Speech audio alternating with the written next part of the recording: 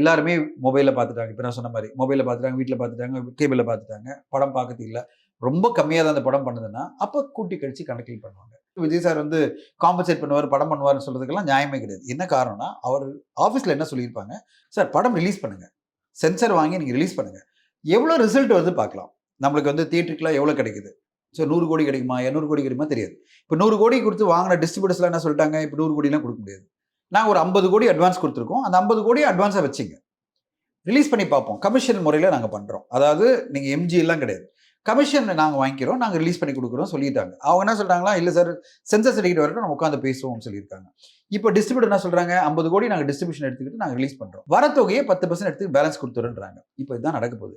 ஒருவேளை இந்த படம் இந்த எல்லார் மனசுலையும் வந்து ஒரு கோபம் இருக்குல்ல, ஐயோ பாவம் இவர் நடந்தது துரோகம், இவ்வளோ பெரிய துரோகம் நடந்துருச்சு அப்படின்னு எல்லாருமே படம் பார்த்தாங்கன்னா எந்த லாஸுமே எல்லாம் படம் போயிடும், சக்ஸஸ் ஆகிடும்.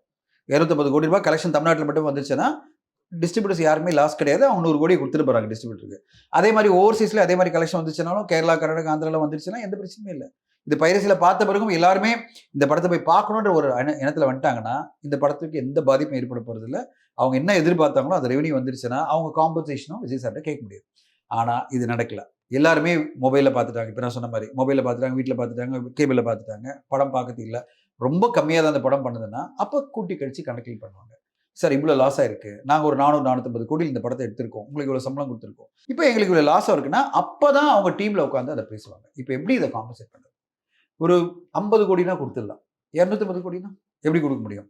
அவர் கையிலேருந்து அவ்வளோ ஃப்ரீ கேஷ்லாம் இருக்காது. இப்போ எலெக்ஷன்லாம் முடிஞ்ச பிறகு பயங்கரமாக செலவாயிருக்கும். அவர்கிட்ட அவ்வளோ ஃப்ரீ கேஷ்லாம் இல்லை. நீங்களே பார்த்துருப்பீங்க, அவர் அஃபிடேவிட்லேயே அவ்வளோ டிக்ளேர் பண்ணல. அசெட்டெல்லாம் இருக்கும், பட் கேஷாலாம் அவ்வளோ கிடையாது.